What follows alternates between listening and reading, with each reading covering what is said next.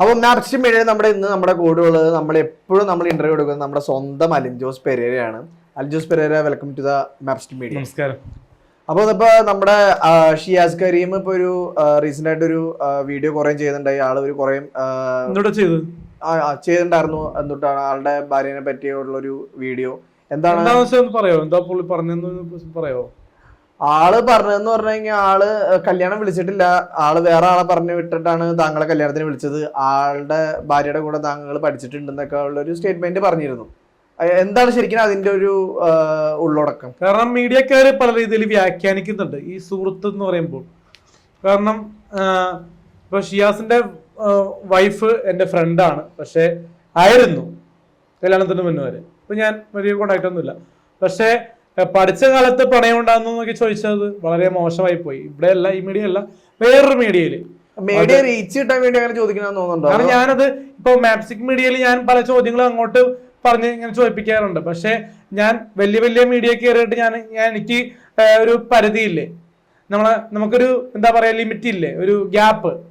ഒരു ആങ്കറും ഒരു റിവ്യൂവറും തമ്മിൽ ഗ്യാപ്പ് ഉണ്ടാവില്ലേ? ഉണ്ടാവും. അപ്പൊ ആ ഗ്യാപ്പിൽ ഞങ്ങൾ ചോദിക്കാൻ പറ്റില്ലല്ലോ, നമ്മൾ അങ്ങോട്ട് പറയൂലല്ലോ. അപ്പൊ അതാണ് മനസ്സിലാക്കണ്ട. അപ്പൊ അതിനെപ്പറ്റി പറഞ്ഞു കഴിഞ്ഞാൽ ദർഫ എന്റെ ഫ്രണ്ടാണ്, ശരിയാണ്, സ്കൂളിൽ പഠിച്ചിരുന്നു 10ാം ക്ലാസ്.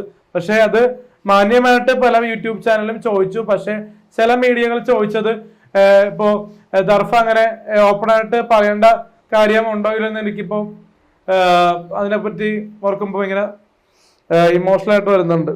കാരണം ഭയങ്കരമായിട്ട് എനിക്ക് അത് ആൾക്കാർ ഭയങ്കരമായിട്ട് വൾഗറായിട്ട് ഫീൽ ചെയ്തു. കാരണം ദർഫ എന്ന് പറഞ്ഞ വ്യക്തി ഷിയാസിന്റെ ഭാര്യയാണ്, ശരിയാണ്. ഷിയാസും സമ്മതിച്ചു കൊടുത്താണ് എന്റെ കൂട്ടുകാരി എന്ന രീതിയിൽ. പക്ഷെ അത് ആൾക്കാരിലേക്ക് വന്നപ്പോൾ എന്താ വെച്ചാ പറയാ, അലിൻ ജോസ് പെരേരയുടെ ഫ്രണ്ടാന്ന് ഇതുവരെ ആരും പറയാറില്ല. പെൺകുട്ടി, ഒരു ലേഡി ഒരിക്കലും അലിൻ ജോസ് പെരേരയുടെ കൂട്ടുകാരനാണെന്ന് ഇതുവരെ ഒരു മീഡിയയിൽ മോശപ്പെട്ട കാര്യമായിട്ട് അവർക്ക് തോന്നുന്നുണ്ടോ? എനിക്ക് തോന്നിയിട്ടില്ല.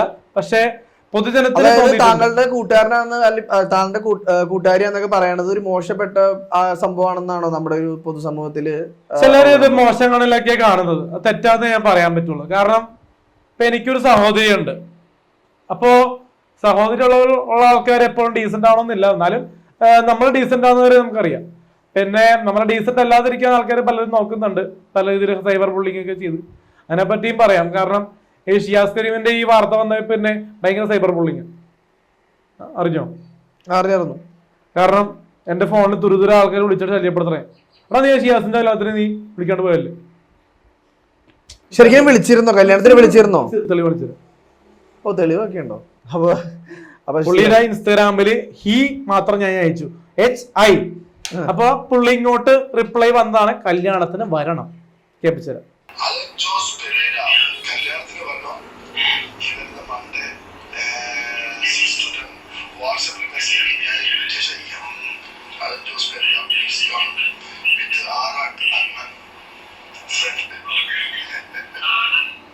ഉണ്ടോ? അപ്പൊ നമ്മുടെ കാണിച്ചത് എന്തായാലും നമ്മുടെ അലിൻ ജോസ് പെരേരനെ എന്തായാലും നമ്മുടെ ഷിയാസ് കരീം കല്യാണത്തിന് വിളിച്ചിട്ടുണ്ട്. വിളിച്ചിട്ടില്ല എന്ന് പറയുന്ന ഒരു കമന്റ്സ് അവസാനം ചിരിച്ചൊരു സാധനം കണ്ടോ? ചിരി കണ്ടോ? അപ്പൊ തന്നെ നമ്മൾ വിളിച്ചപ്പോ പുള്ളി ഒരു കോമഡി രീതിയിലാണ് വിളിച്ചതെന്ന് എനിക്ക് തോന്നുന്നു. കാരണം പുള്ളിക്ക് എന്തെങ്കിലും ഒരു ഫീൽ ഉണ്ടായിരുന്നെങ്കിൽ പുള്ളി സ്റ്റേജ് വെച്ച് തന്നെ കാരണം നോക്കി അടിച്ചാൽ മതിയായിരുന്നു. അങ്ങനെ ഒരാൾ ചെയ്യില്ലല്ലോ.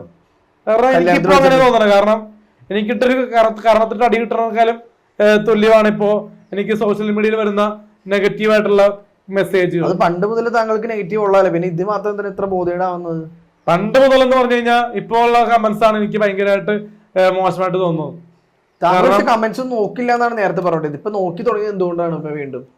ഷിയാസ് കരീമിന്റെ ഒരു ഇത് വന്നുകൊണ്ട് പറഞ്ഞു കഴിഞ്ഞാൽ പുള്ളി ഒരു പൈറ്റ് കൊടുത്തപ്പോ ആർക്കാ നടക്കേട്? ഇപ്പൊ എനിക്ക് മാത്രമാണ് നടക്കേട്. ഷിയാസ് കരീമിന്റെ ഭാര്യ ദർഫയുടെ ഫോട്ടോ വെച്ചാണ് പ്രചരിപ്പിക്കുന്നത്. മനസ്സിലായ? കല്യാണ ഫോട്ടോ. അതൊരു ചെറ്റത്തരം എന്ന് തന്നെ പറയാം.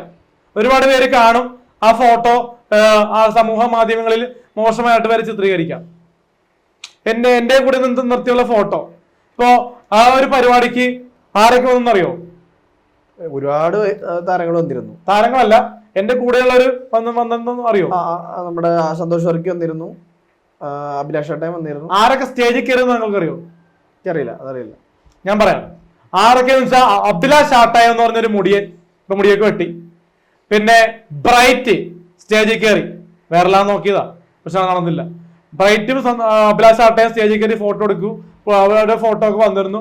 പക്ഷേ കൂടുതലും സോഷ്യൽ മീഡിയ നെറ്റ്വർക്കിൽ ശ്രദ്ധയാകുന്നത് ഇപ്പോ ഞാൻ മനഃപൂർവ്വം അങ്ങോട്ട് ക്ഷണം ചോദിച്ചു എന്നൊന്നും അറിഞ്ഞു. ഞാനൊരു ഹീ അയച്ചാൽ എങ്ങനെയാണ് അങ്ങോട്ട് ക്ഷണമാകണം? ഹീ മീൻസ് എന്താണ്? ഒരു വെൽക്കം. ഇപ്പൊ ഞാൻ ലാലേട്ടനും മമ്മൂക്കും രാജുവേട്ടനും വരെ ഹീ അയക്കാറുണ്ട്. ഹീ മീൻസ് യു ഹായ് ആണ് ഉദ്ദേശിച്ചത്. അതന്നെ സാധനം മനസ്സിലായില്ല. അപ്പോ ഇപ്പൊ ഇന്നിപ്പോ ഹനീഷ് ഖാദാനിക്ക് അയച്ചു ഹീ, മനസ്സിലായ? ഹായ്. ഹായ്. നിക്കി കല്ലാണിക്കൊക്കെ അയക്കാറുണ്ട്, മറ്റേ അനികൊക്കെ അയക്കാറുണ്ട്, മഞ്ജു വാര്യരൊക്കെ അയക്കാറുണ്ട് ഹീ.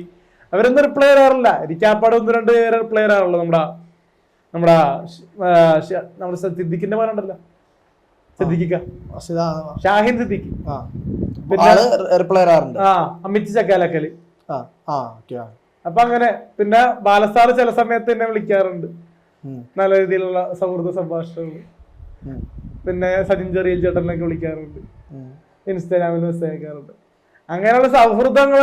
പിന്നെ ബിപിൻ ജോർജ് ചേട്ടനൊക്കെ വിളിച്ചതിനോട് പൊതുവെ ഉപദേശിക്കാറുണ്ട്. ബിപിൻ ജോർജ് ചേട്ടനൊക്കെ നല്ല നല്ല ഉപദേശങ്ങൾ ഉപദേശിക്കാറുണ്ട്. അപ്പൊ എനിക്ക് സിനിമ ഫീൽഡിൽ സൗഹൃദങ്ങളുണ്ട്. കാരണം ഇവരുടെ ഒരു സിനിമയിൽ ഞാൻ അഭിനയിച്ചിട്ടില്ല ഒപ്പം, മനസ്സിലായോ? കാരണം ബാഡ് ബോയ്സിൽ ഞാൻ ഒരു ചെറിയ സംഭവം ഞാൻ ടിനി ടോം ചേട്ടനൊപ്പം ചെയ്തതാ. പക്ഷെ ഇവരെന്ന് പറഞ്ഞപ്പോ ഒട്ടുമിക്ക സന്തോഷ് വർക്കിക്കൊക്കെ ഇവരൊക്കെ സപ്പോർട്ട് ചെയ്യാറുണ്ട് താങ്കൾക്ക്. പക്ഷെ താങ്കളുടെ പേരൊന്നും ആരും അങ്ങനെ അധികം എടുത്തു പറയാറൊന്നുമില്ല. എടുത്തു പറഞ്ഞല്ലോ ഈ അടുത്ത് തിയേറ്റർ റിവ്യൂവില് ഫിലിം ഫാക്ടറി എന്ന് പറഞ്ഞ മീഡിയയില് ടിനി ടോമും ബിപിൻ ജോർജും ഒക്കെ ഒമർ ലുലുവിന്റെ പടത്തിൽ അലിൻ ജോസ് പെരേര എങ്ങനെയാണെന്ന് ചോദിച്ചിരുന്നു. അത് പക്ഷെ വൈറലായിട്ടില്ല. കാരണം എന്നെ പറ്റി നല്ലത് പറഞ്ഞു കഴിഞ്ഞാൽ വൈറലാവില്ല. അത് ഭയങ്കര റീച്ച് കുറവായിരിക്കും. താങ്കളെ പറ്റി തെറി പറഞ്ഞാൽ നല്ല റീച്ച് ആയിരിക്കും. ആന്ന് തെറി പറയാനുള്ള സാധനങ്ങള്. പിന്നെ അശ്വിൻ ഗോക്ക് എന്നെ പറ്റി ഡാൻസ് കളിയാക്കിയിരുന്നു, അതൊക്കെ ഭയങ്കര റീച്ച് ആയിരുന്നു. പിന്നെ കുഞ്ചാക്കോൻ നല്ലവനാ. കുഞ്ചാക്കോനെ അറിയോ? എനിക്കറിയില്ല.